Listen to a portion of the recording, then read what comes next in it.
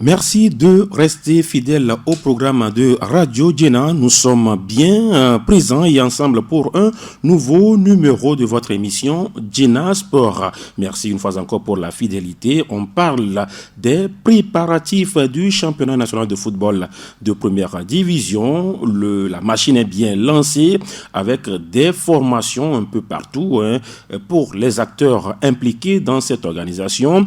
Nous évoquons le calendrier déjà officiel de cette compétition. Nous parlons également des commissions qui ont été mises en place pour justement gérer la compétition. Les arbitres sont en test Cooper, on dit test physique désormais. On en parle avec justement ce désaccord né des tests médicaux qui sont quand même inhérents à ce test physique. Nous allons finir par l'Assemblée générale élective de la Confédération africaine de football. Suspense ou pas suspense, la question sera forcément posée à nos invités. Pour l'instant, nous sommes avec Éric Modeste Atikbo de notre rédaction, de la rédaction de Radio Djena. Eli, bonjour. Bonjour Latif, bonjour à tous les auditeurs de Radio Djena. Ravi d'être encore sur ce plateau pour parler de notre matière qu'on préfère, le football. Le football. Nous allons y aller pour l'instant avec vous, avant bien sûr d'être rejoints ici. La mise en onde est l'affaire de Augustine Doumé. Je suis Latif Yorouma. Nous faisons une fausse ouverture pour parler de cette élimination de la Juventus de Turin. Je crois, de la Ligue européenne des champions de football.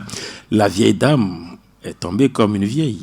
Oui, la vieille dame est tombée comme une vieille, surtout à domicile face à une équipe de Porto qu'on ne pensait pas être favori dans ce championnat ou bien dans ce match à double tour, c'est-à-dire la phase aller puis la phase retour. Quand on regarde aujourd'hui cette équipe de la vieille dame, on se pose la question, est-ce une équipe qui est vieillissante totalement ou c'est l'entraîneur qui n'est pas au mieux? On peut balayer facilement cette option de l'équipe vieillissante parce que quand vous avez Arthur Melo, vous avez Adrien Rabiot, vous avez Kulusevski, vous avez Chiesa, tout ce beau monde-là, c'est en dessous des 25 ans. Et donc, il n'y a que Cristiano Ronaldo, Chiellini, Alexandro qui sont au-delà de la trentaine. Et donc, cette équipe de la Juventus, quand vous regardez sa saison, ce n'est pas une Juventus assez énorme. Et moi, je dis... elle est d'ailleurs distancée au niveau dans la course au Scudetto. 10 points entre la Juventus et puis l'Inter au Scudetto. Maintenant, moi, je dis que c'est cette équipe de Juventus qui est paresseuse parce qu'à un moment donné, c'est vrai, quand on regarde sur les réseaux sociaux, on a tendance à se moquer de Cristiano Ronaldo. Oui, on est dans cet état, mais je dis que peut-être Cristiano a rendu paresseux ses coéquipiers ou ses coéquipiers sont devenus paresseux.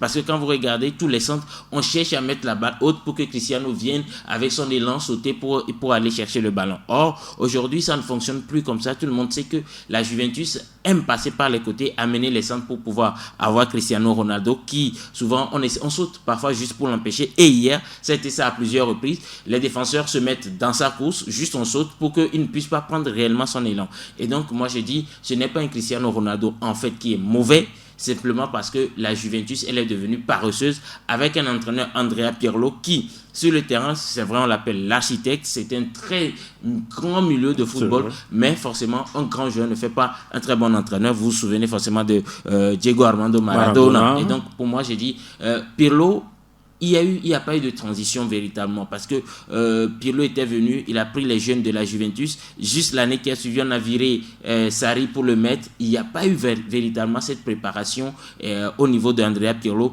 Est-ce qu'il a la pointe? Parce qu'il a regardé un peu le changement qu'il fait sur Chiellini qui sort enrageant.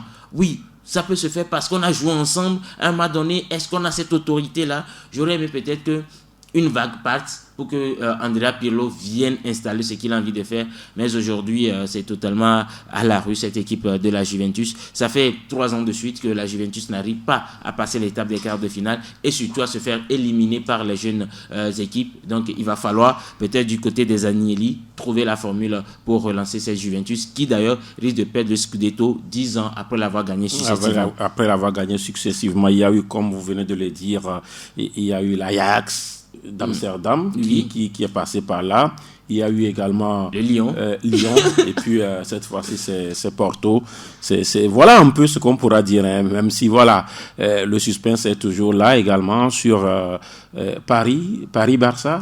Paris-Barça, oui, tout le monde veut, les Catalans veulent peut-être s'imaginer une autre remontada parce que ces derniers matchs du FC Barcelone a permis de revoir une équipe, de revoir un autre schéma tactique, le 3-5-2 qui est en train de prendre, qui a permis à cette équipe d'aligner 4 matchs sans prendre de but, et donc on se plaît à rêver. Et c'est vrai, il y a eu cette remontada en 2017. Mais les matchs dessus ne se ressemblent pas. Il va falloir être réaliste du côté catalan, se dire que peut-être le Barça peut aller gagner ce match, mais ne pas se qualifier. Ça, c'est probable parce que ça sera difficile d'aller battre Paris à domicile.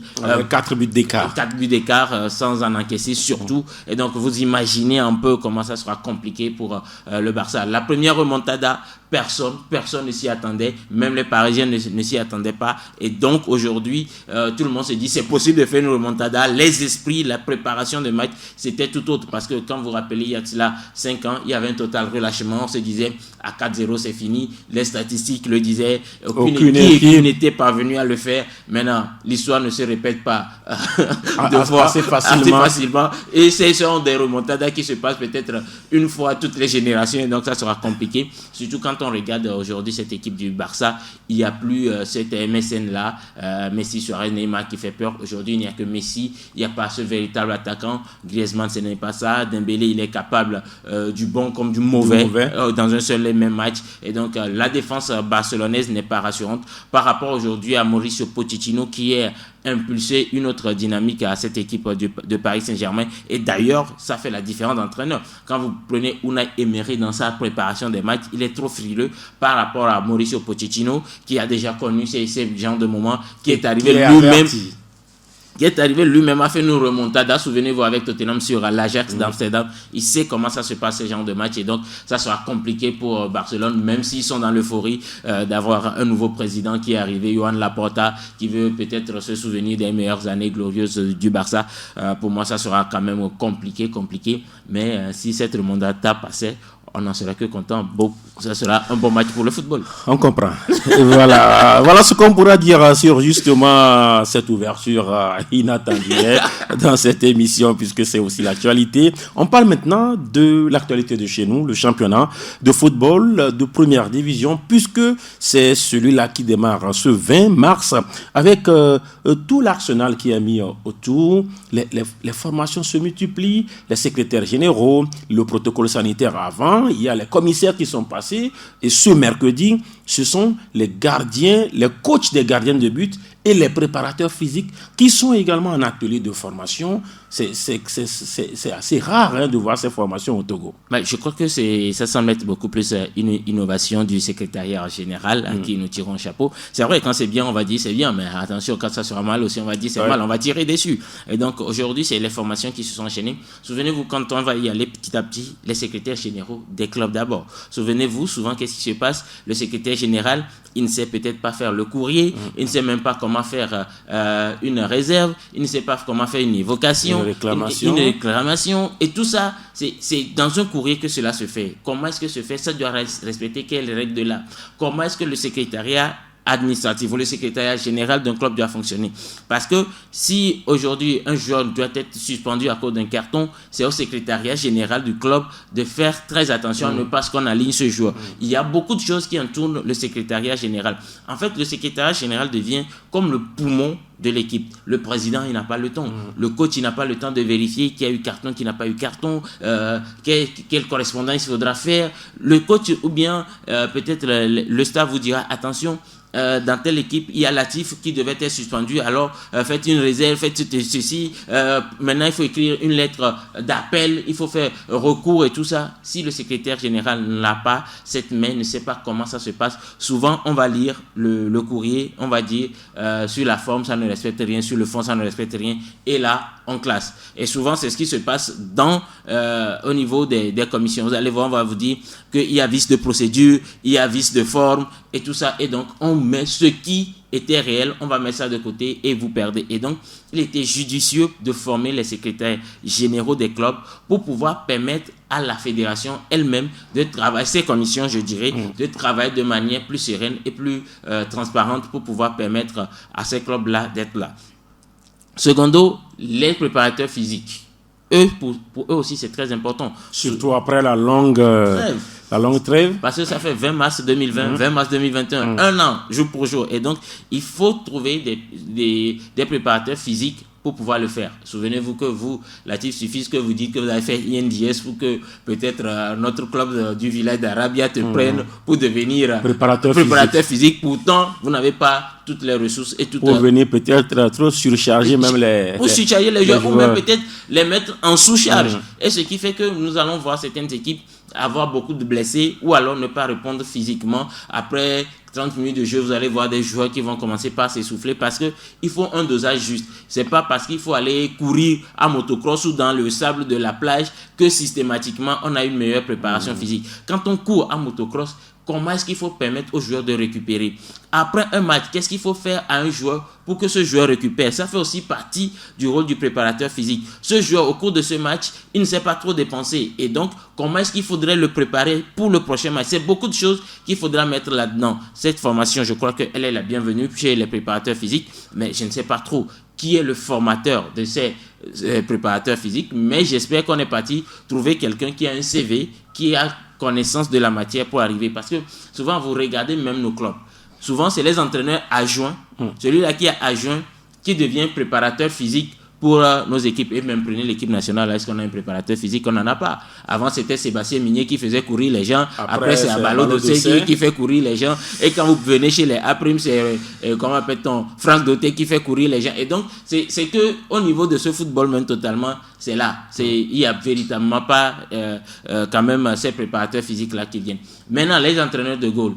Plusieurs équipes, on se pose la question si plusieurs équipes ont des entraîneurs, des gardiens d'ailleurs. C'est également un autre débat, ce qui fait que pour moi, il faut aller à l'école. Souvent, c'est les anciens gardiens qui deviennent de facto entraîneurs des gardiens, mais qui n'ont pas véritablement le background. Voilà. Parce que quand vous prenez, peut-être on va nous dire, oui, Agassa, il a fait quelle formation?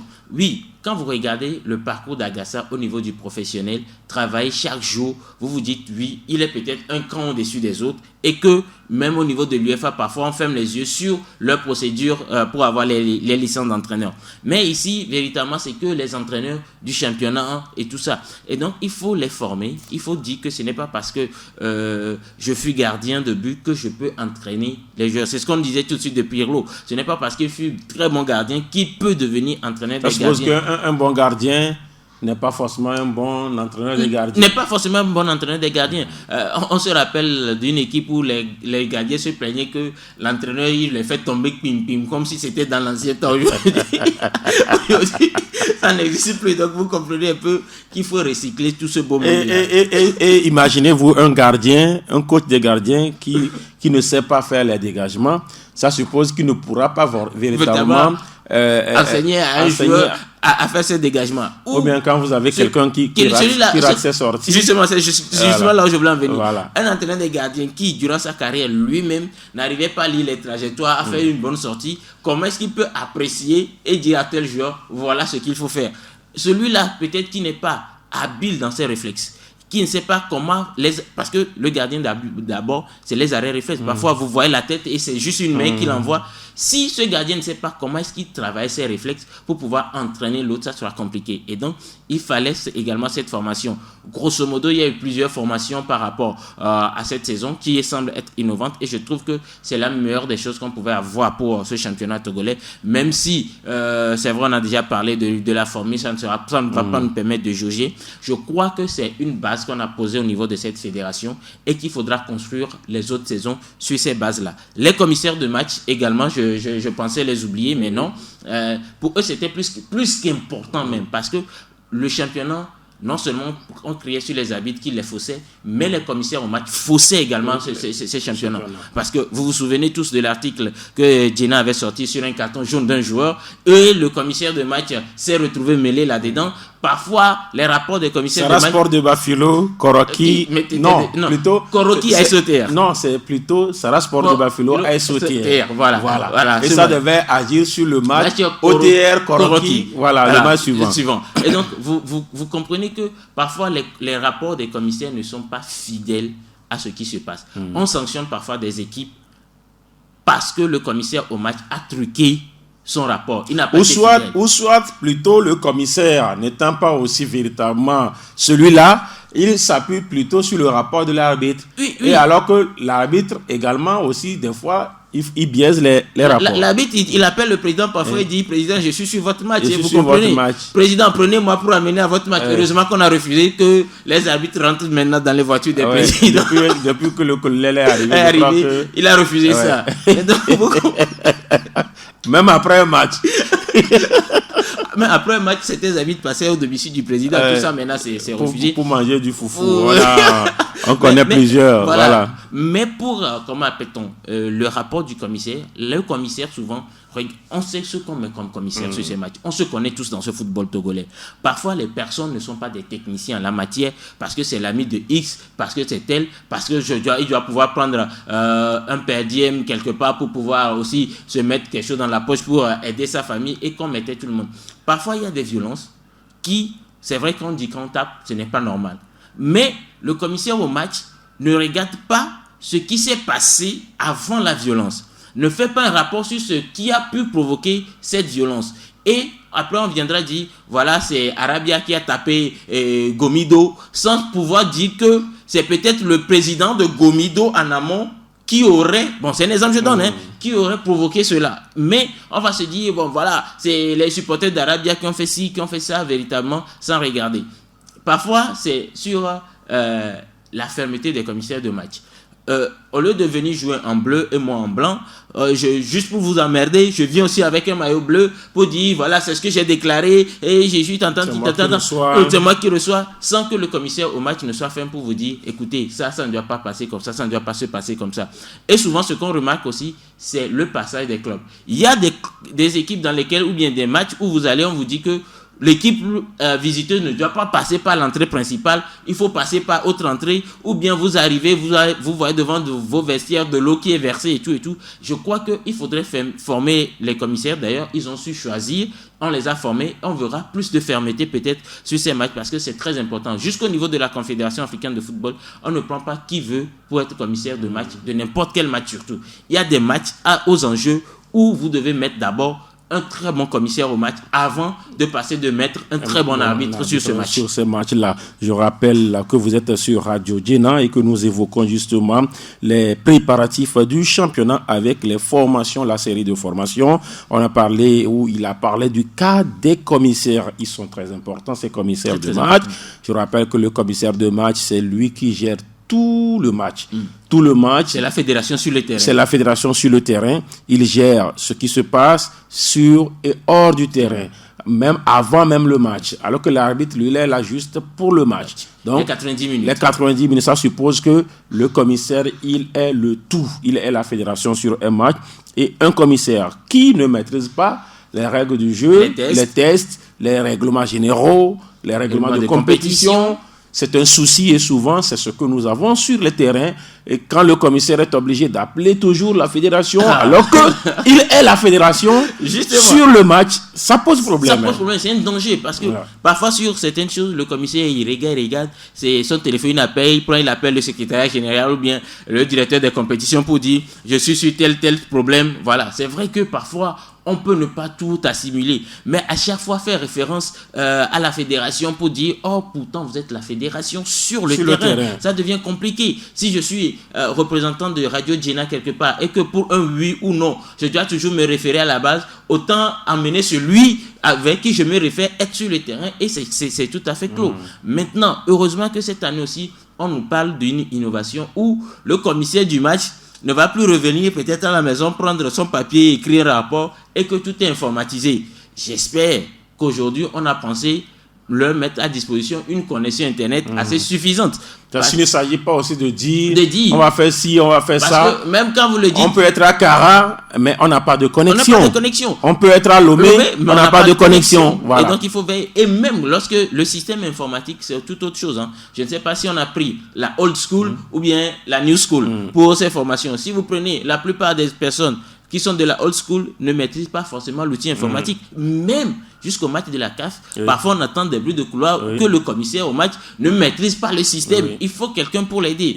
Il maîtrise tout, mais il ne maîtrise pas le système. Donc il doit revenir à l'hôtel et maintenant gérer ce qu'il peut gérer. Des fois il maîtrise, mais il n'est pas aussi habile. Voilà. Donc vous comprenez qu'il y a plusieurs facettes derrière. Il ne faut pas vouloir tout révolutionner sans avoir les béabas. Voilà. Donc vous comprenez que ça sera peut-être compliqué pour certains, parce que on me dira, oui, aujourd'hui, l'illettré du 21e siècle, c'est celui qui ne connaît pas l'informatique et tout. Mais nos papas, il y a mes parents qui sont commissaires au match, eux, ils se foutent. La preuve, quand vous leur donnez un téléphone Android, ce qu'ils savent faire, c'est d'envoyer un message WhatsApp, recevoir les appels. Le reste des choses, ils se foutent pas mal de ça. Donc, vous comprenez, il va falloir carrément les former, les commissaires de match. C'est vrai, on est en train de révolutionner, mais il ne faudrait pas tout révolutionner à 100%. Il faut y aller en crescendo.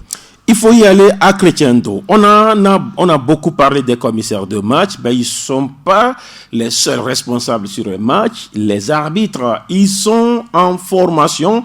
Eux aussi, quelle formation? La formation physique, si on peut le dire ainsi. Parce qu'ils ont eu à passer un test médical et juste derrière, le test physique a démarré. Ce mercredi, il y aura une première vague ce mercredi, une deuxième vague ce jeudi à Lomé, et puis la troisième et dernière vague le vendredi à Kara. C'est une innovation, c'est la première fois qu'il y aura test physique à Kara. Sinon, tout le monde arrivait à Lomé pour les tests. Voilà une innovation également de la Fédération togolaise de football. Oui, ce qui nous faisait crier de savoir s'il n'y a pas des arbitres au niveau de la région ou bien du Nord. Généralement, quand je dis du Nord, je dis de Tchévier à Dapan ou à Saint-Cassé, parce que la plupart des arbitres ils sont basés à Lomé, la plupart des internationaux même ils sont à Lomé. Souvenez-vous, c'est peut-être l'année passée on a vu un nous venir de Sokodé et de Tchamba ou bien de je crois que le seul c'est à Sokodé. C'est à Sokodé, je crois. Donc vous comprenez, on se demandait est-ce que ceux du Nord n'ont pas le talent véritablement pour pouvoir eux aussi arbitrer.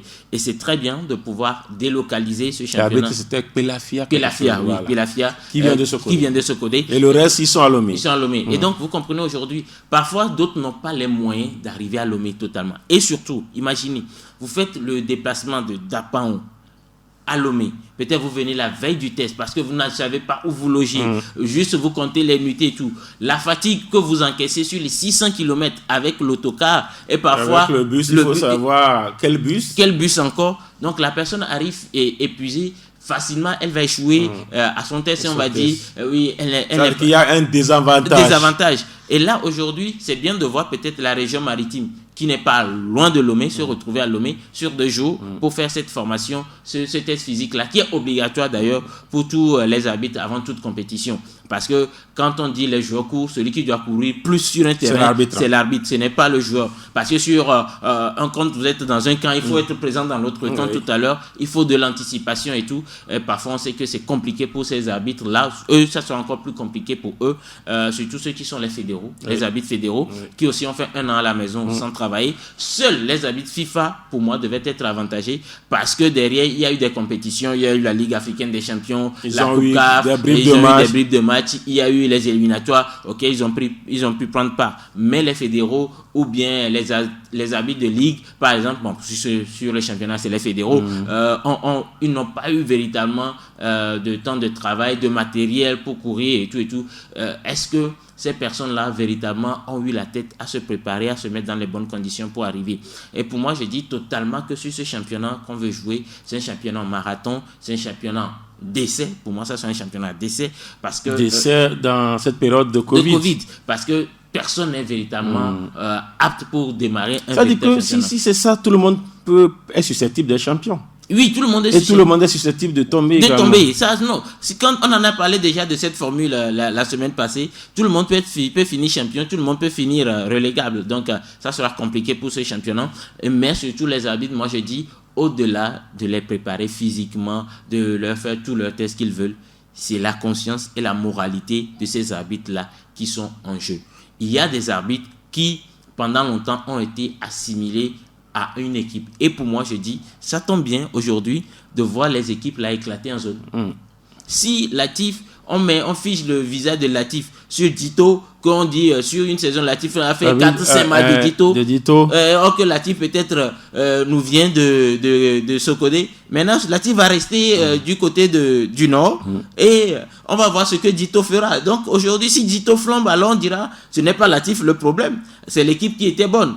Et pour moi, aujourd'hui, ça remet un peu les cartes en place, mais c'est la conscience des arbitres sur le terrain quand on sait que c'est à huis clos. Quand on sait que c'est à huis clos, chacun est libre de dire, voilà, parce que vous savez, il y a sur certains terrains, quand vous êtes arbitre, on vous dit, hey, ma peau, on va faire ça, il y a des menaces. Il est noté pas. On t'attend même à la sortie de notre ville et tout. Et même, il y a des terrains qui sont proches des aires de jeu où même vous pouvez recevoir rapidement une baffe. Donc, l'arbitre, parfois, avait peur de siffler certaines choses à tort ou à raison. Maintenant, cette saison, j'espère que ceux qui devaient siffler à raison, ils vont pouvoir siffler à raison. Ceux qui voulaient siffler à tort, ils ne vont pas le siffler. Mais si un arbitre aussi veut gâter un match, c'est aussi facile. C'est là où nous disons que au niveau de la fédération, il faut mettre également en dehors des commissaires, passer aux assesseurs des arbitres, ceux-là qui permettent surtout aux arbitres, mais quand on parle d'eux aussi, c'est un autre problème. À ce niveau des arbitres, de l'arbitrage, c'est un panier à crabe en fait. Parce que si je dis que c'est vous, Latif, qui permettez à ce qu'un arbitre passe, peut-être vous ne m'aimez pas sur le match. Vous allez faire tout pour que je tombe et que je passe. Et donc, vous comprenez que le mal... C'est qu'il y a un problème sérieux là-bas, au niveau des arbitres. Les arbitres, c'est un peu comme l'océan, quoi. C'est un peu comme l'océan où il y a toutes sortes de poissons dedans qui se mangent. Qui se mangent véritablement. Donc, quand on pense un côté de la chose, on trouvera toujours le mauvais côté de le revers de la médaille. Et donc, c'est compliqué au niveau de la maison de l'arbitrage quand on sait que eux-mêmes, entre eux arbitres, se font la guerre. Entre eux, formateurs des arbitres, se font la guerre entre formateurs, et qu'il y a guerre entre arbitres et formateurs, c'est beaucoup trop compliqué. Il y a un souci. Avant d'évoquer un autre aspect par rapport à ces arbitres-là, vous parliez tout à l'heure d'un arbitre qui peut-être... pensez-vous que la fédération fera des désignations tenant compte de la géographie, si on peut le dire, ou peut-être que même si le championnat est éclaté en zone, quand même les arbitres, eux, feront normalement les matchs. Oui, les arbitres on ne va pas dire que les arbitres du sud vont siffler au sud. Non, les arbitres pourraient faire normalement le match, mais derrière aussi, n'oubliez pas qu'il y aura un aspect financier qui va contraindre la fédération peut-être à certaines choses. C'est-à-dire qu'ils vont privilégier la proximité. La proximité. Ça a été déjà le cas il y a une ou deux saisons. Et ça faussait un peu les choses. Voilà. Mais il y a la question Covid également qui est là. Voilà. Est-ce qu'aujourd'hui, si Latif doit quitter Lomé pour Kara et que ça nous revient à 100 000, pourquoi ne pas regarder peut-être à Sokodé, envoyer Pelafia qui va nous revenir à 50 000 et faire une économie. Oui. Donc vous comprenez, c'est vrai qu'on pourrait voir des arbitres du sud aller siffler au nord sur certains matchs, mais je ne crois pas que ce sera très récurrent. Oui. Parce que également, vous aussi quand vous envoie dans une zone, imaginez on dit Eli doit aller siffler, exemple, à Dapan où on dit coronavirus est en train de flamber. Peut-être je vais trouver un argument pour dire je ne veux pas y aller. Donc vous comprenez, il y a tout cela et peut-être la fédération aussi va se dire ok, il y a quelqu'un qui est déjà dans la zone, qui sait mieux comment contenir la zone que d'amener totalement un étranger. Il y a plusieurs aspects dont ils vont tenir compte. C'est vrai, on va voir ceux du sud aller vers le nord, ceux du nord vers le sud, mais je crois que ça va jouer beaucoup plus sur la proximité. Ce sont mes analyses. Sauf que cette proximité n'est pas bonne. N'est pas bonne. Ça fausse aussi les choses. Vous êtes habitué de Kara ou bien habitué de Sokodé.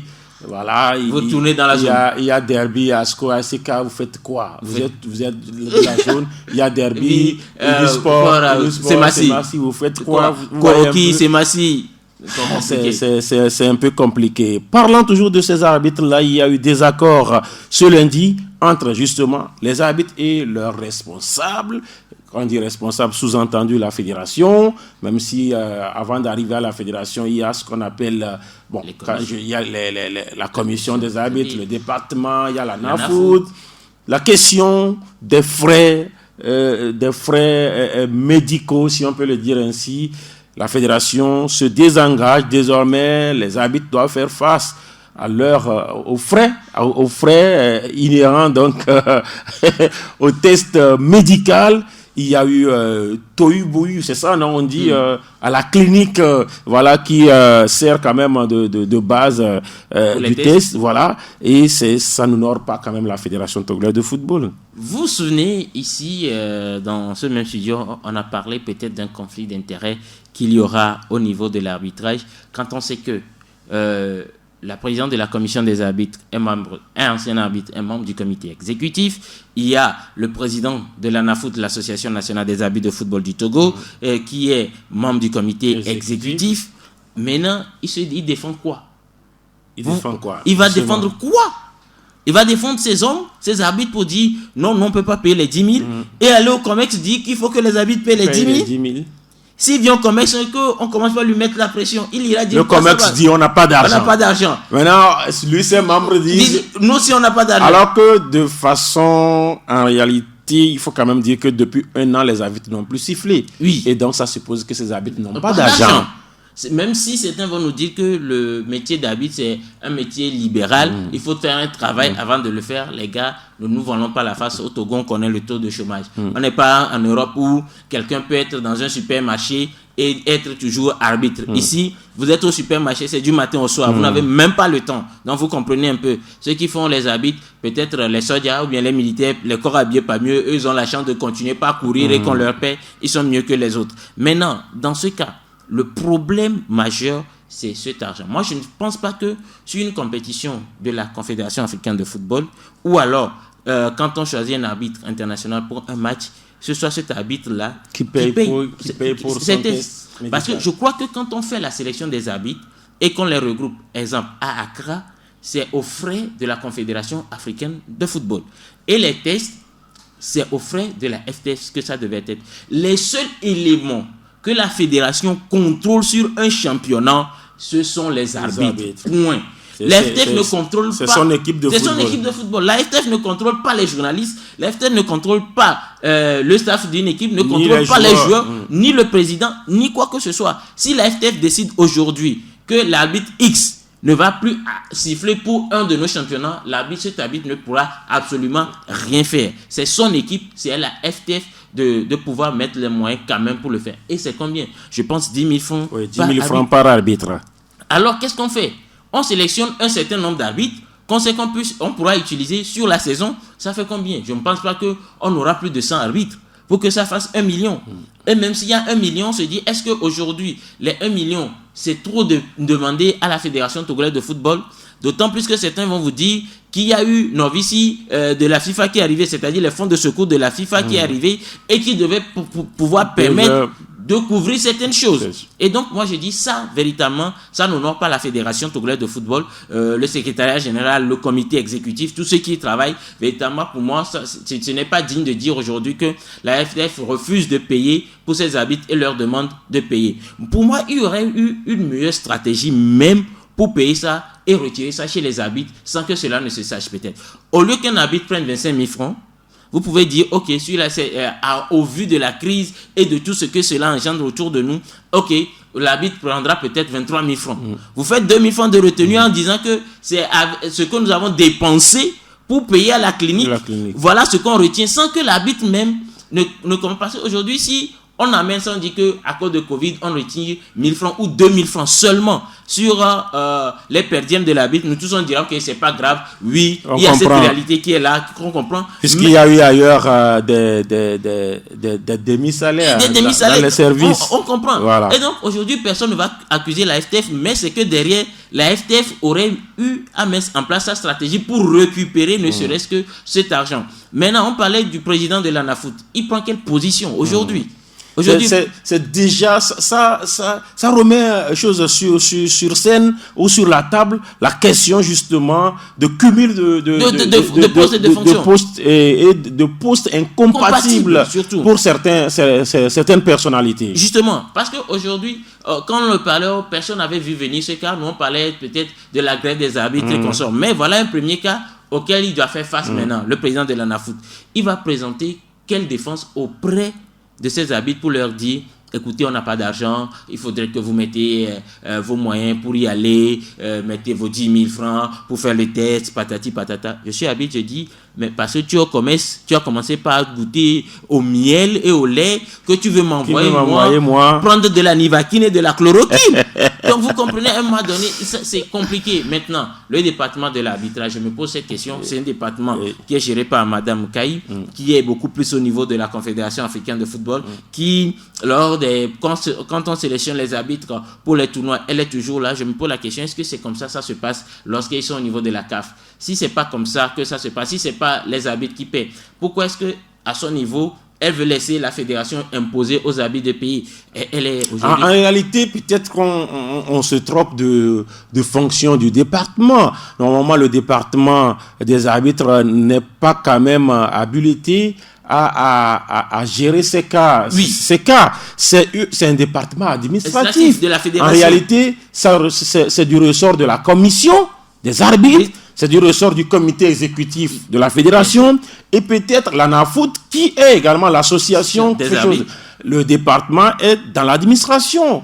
Le département est là pour mettre en exécution la politique au niveau des arbitres. Mais ici, c'est qu'on se trompe de choses où on va parfois le département même prendre des décisions, dire ceci, dire cela. Le département, c'est côté administratif, il ne devait peut-être pas prendre certaines décisions, mais du moment où vous avez quelqu'un qui maîtrise certaines choses, qui à l'international, qui maîtrise certaines choses, lorsque vous envoyez cette décision, elle pourrait vous dire, écoutez, au plan international, ça ne se fait pas. Donc, je suggérerais qu'on annule cela, qu'on fasse ceci.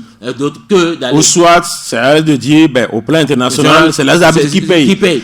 Justement, c'est parce que où on va, le jeu de ping-pong, véritablement. En réalité, si c'est les arbitres qui payent, c'est une note, on dit, c'est vous qui payez. Mais il y a un jeu de cache-cache derrière, c'est là où véritablement ça manque de personne ne veut assumer. Ça manque de bonne foi. Et c'est alarmant de voir qu'il y a eu une dispute entre des arbitres et puis un cabinet médical. Devant les patients. Devant le patient. Football qui mis les points. Les patients ont suivi tout ce qui s'est passé. Et puis les jeunes infirmières également qui ont vu tout ça. Donc, voilà. Vous ne pouvez plus envoyer un message à cette infirmière. Voilà. Toujours à l'écoute de Radio Jeddah. Nous sommes dans Jeddah Sport. Nous parlons maintenant des commissions qui ont été mises en place. Et puisqu'on parle des arbitres, l'ANAFOOT n'est pas véritablement représenté dans cette commission parce que justement son président, Cédro Kossi Antoine, qui fait partie du comité exécutif de la Fédération togolaise de football, n'est pas membre de la commission centrale des arbitres. Est-ce que c'est... Parce que beaucoup se disaient, ou soit c'est lui qui prend la présidence, mais là on se dit il est président de l'ANAFOOT, ce serait un souci, mais il n'est ni président, il n'est ni vice-président, il n'est ni membre. Écoutez, en tant que... C'est Djodopé maintenant qui est la présidente. Oui, quand vous prenez le comité exécutif de la Fédération togolaise de football, il y a deux arbitres dedans, si on pourrait les dire, Djodopé et puis Cédro. Deux anciens internationaux qui sont des arbitres qui sont là-bas. Pas des moindres. Oui, pas des moindres, en tout cas pas des moindres. Donc on se disait que soit c'est Cédro, soit c'est Djodopé Mana qui devait prendre ce poste. Mais mettre Cédro pour moi là-bas serait déjà problématique. Oui. Parce qu'on vient d'évoquer déjà le conflit d'intérêts. Il est président de l'ANAFOOT.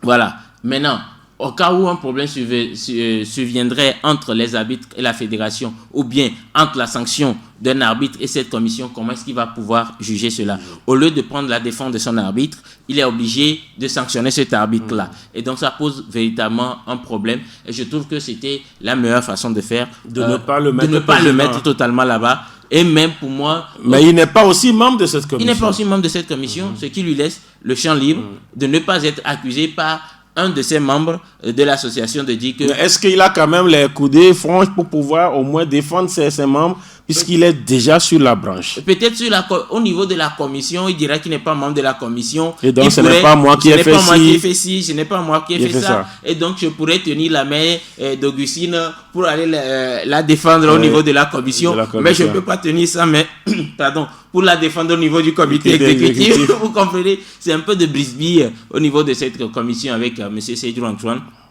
Mais moi, je crois que on aurait pu faire un peu ce geste des députés là, de suppléants au niveau de la NAFOOT totalement, où ils cèdent la main, même s'ils ne démissionnent pas de manière officielle, ils cèdent la main pour que quelqu'un gère, un peu comme un suppléant, quoi. Le vice-président, parce qu'il y a incompatibilité de mon poste, je ne suis plus là, mais le jour où je décide de démissionner peut-être de la FTF, je peux retrouver mon poste de président d'ANAFOOT, ça lui aurait été beaucoup plus bénéfique et éviter peut-être les suspicions, les accusations de gauche et de droite, parce que quand le championnat va commencer, avec le problème des arbitres qu'on aura, je crois que M. Seydou aura beaucoup Mais déjà, la NAFOOT, ce n'est pas quand même à l'ordre du jour véritablement, mais ce serait peut-être dans d'autres émissions. La NAFOOT, qui, quoi qu'on dise, est une association, mais à caractère syndical, est déjà les liés, étant membre de la Fédération togolaise de football. Il faut quand même le préciser, ça fera forcément et donc,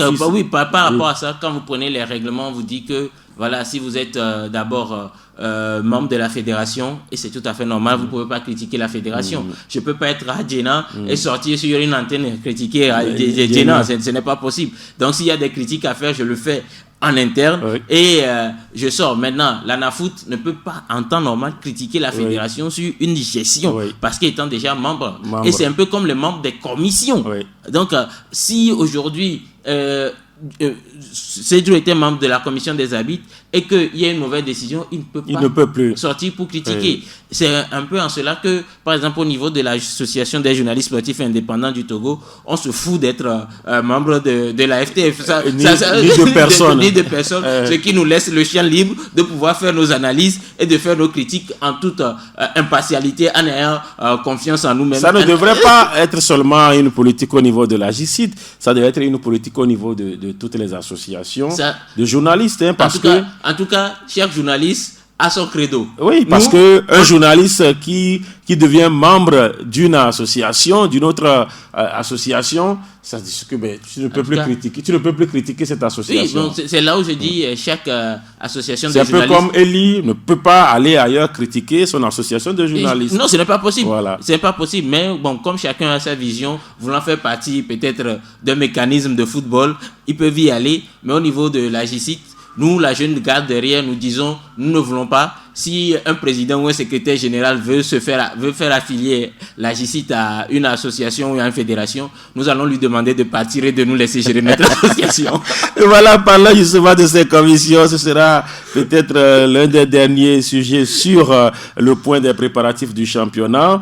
Parlant justement de ces commissions, la commission d'organisation, c'est une des commissions, en tout cas poumon, de l'organisation, avec le président qui est le premier vice-président. El Hadjama Christophe Chérif.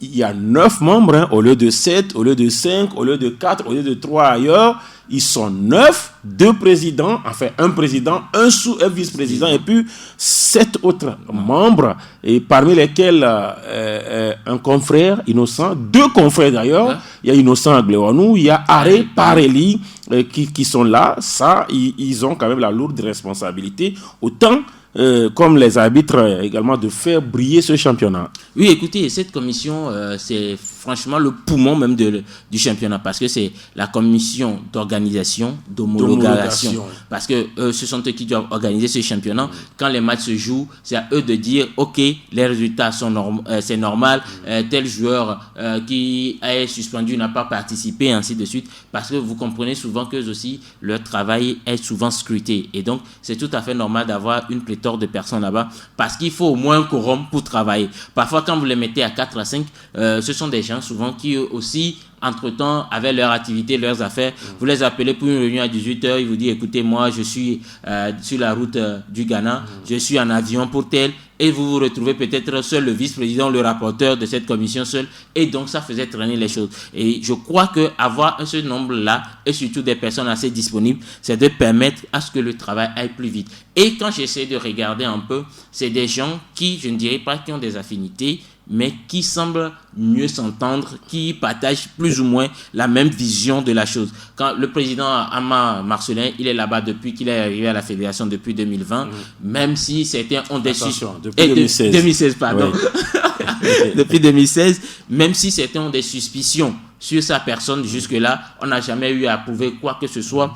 Et donc, avec cette expérience de 5 ans, je crois que ça serait difficile d'amener quelqu'un d'autre totalement pour apporter. Quand je regarde un peu Innocent Blon, le confrère de Victoire FM, connaissant sa probité morale, je ne vois pas celui-là se faire baratiner, se faire balader. Et donc, je me dis que c'est une commission où il va falloir travailler et aller beaucoup plus vite. Parce que je crois, Harry et puis Innocent, ils savent ce que la presse reproche souvent à cette commission, c'est de ne pas vite homologuer les matchs. Et il faudrait véritablement qu'ils jouent leur rôle là-bas, véritablement. Et surtout, pour moi aussi, ça, je comprends autre chose derrière. Peut-être cette commission pense beaucoup plus parler, sortir, pour pouvoir dire ce qu'il y a aux médias, parce que souvent, c'est de l'opacité totale là-bas. Avoir 2 confrères derrière, peut-être, ça va pouvoir expliquer certaines choses, même si ce n'est pas sorti les secrets de cette commission, pouvoir communiquer très rapidement et pouvoir donner des directives également, peut-être à la direction de la communication de la FTF par rapport à la publication des homologations des matchs et consorts.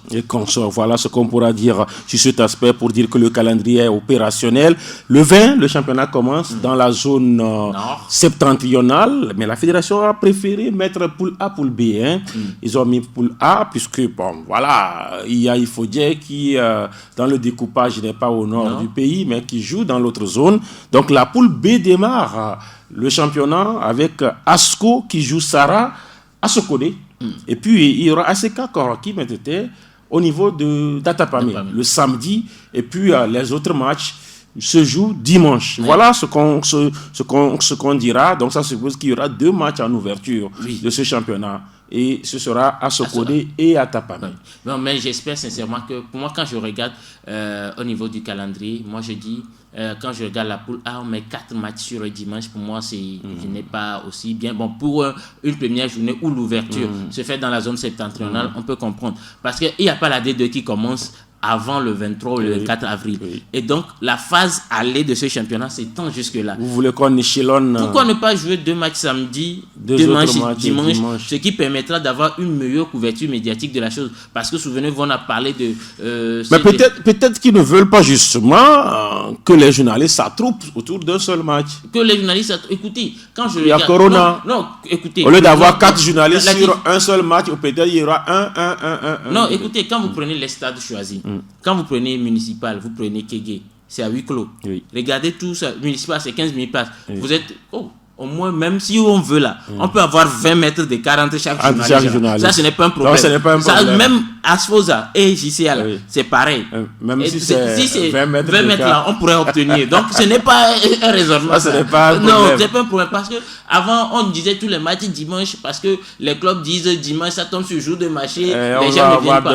Mais il n'y a pas question de ticket maintenant. Il n'y a plus question de ticket. Donc, il va falloir qu'au niveau de la direction des compétitions, qu'on pense véritablement, et homologation, organisation, de voir, de séquencer au moins. Mais s'il y a ce qui avait les matchs de D2, je pourrais comprendre. Mais là, sérieusement, il faut revoir ça. Il faut revoir ça. Le dernier sujet maintenant, toujours sur Radio Djena.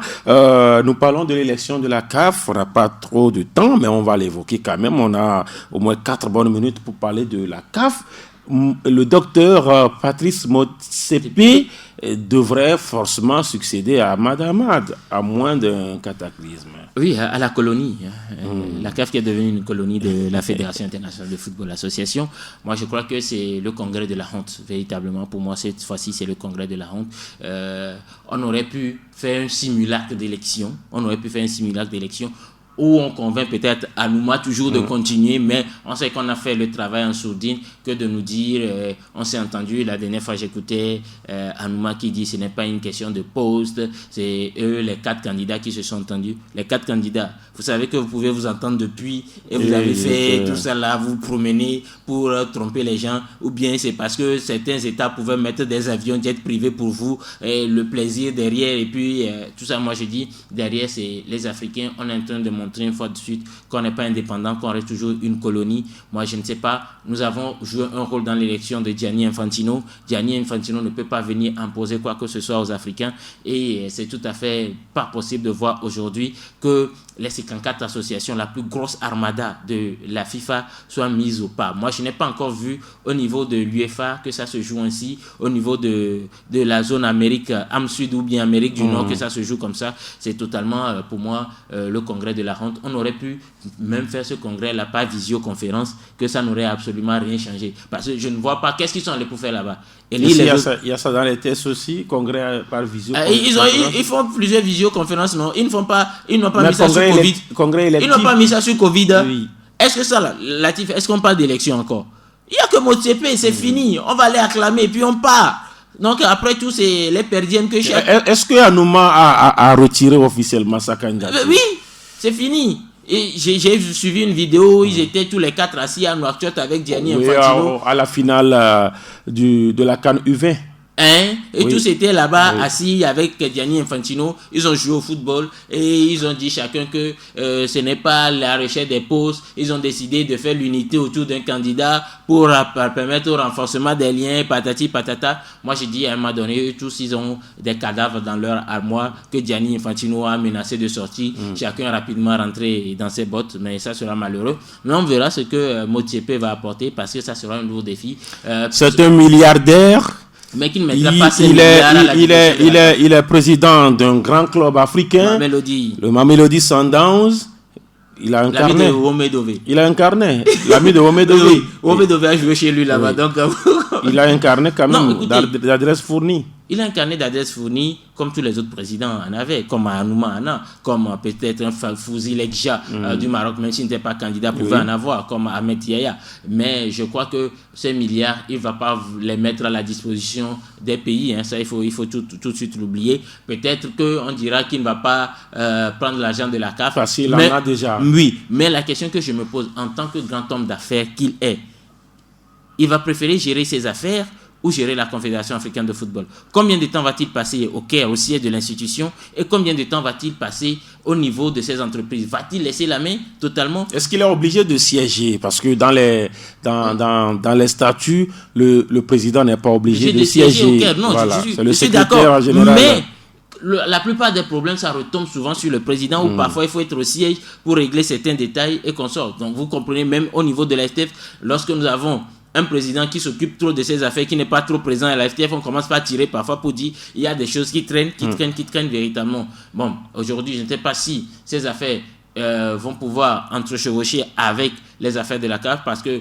quand on regarde un certain Antonio Soare, on a empêché sa candidature, soit disant qu'il a eu une société de paris sportifs et donc c'est incompatible. Bon, je ne connais pas tous les affaires de Dr Patrice Motsepe, mais quand même est-il que c'est un président dont les actes seront beaucoup plus scrutés. Est-ce que avec lui, on va respecter systématiquement tout ce que la FIFA dira? Est-ce qu'on va passer à la CAN en juin ou tous les 4 ans? Beaucoup de questions qu'on va attendre, mais pour moi, ce congrès, c'est le congrès de la honte. Derrière, comme cela, juste une dernière question derrière, Infantino, comme ça, prépare aussi son élection. Ah oui, il prépare son élection, mais lui aussi également, il a des cadavres que la justice suisse est en train de chercher à sortir. Et on n'oublie pas que les Français ont déjà commencé également la campagne pour un certain Michel Platini.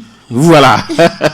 Voilà ce qu'on pourra dire, puisqu'on a écarté également Ahmad Ahmad, même si le TAS a ramené sa sanction à 2 ans, il a été écarté, mais Michel Platini reviendra. Il reviendra. Oui, Infantino l'a trahi. Oui. C'est Jésus qui vient pour chercher maintenant son Judas. Voilà ce qu'on pourra dire. On va s'arrêter là. Ouais. Ah oui, le jeune. Débordant d'énergie. Merci Elia Tipo. Merci à vous Latif et merci à tous nos auditeurs. Merci également à Augustine Doumé qui était derrière la baie vitrée. Je suis Latif Yorouma, on se donne forcément rendez-vous le mercredi prochain pour Djena Sport. Mais déjà vendredi, votre émission Mag des Sports ou bien Mag Sport revient sur Radio Djena.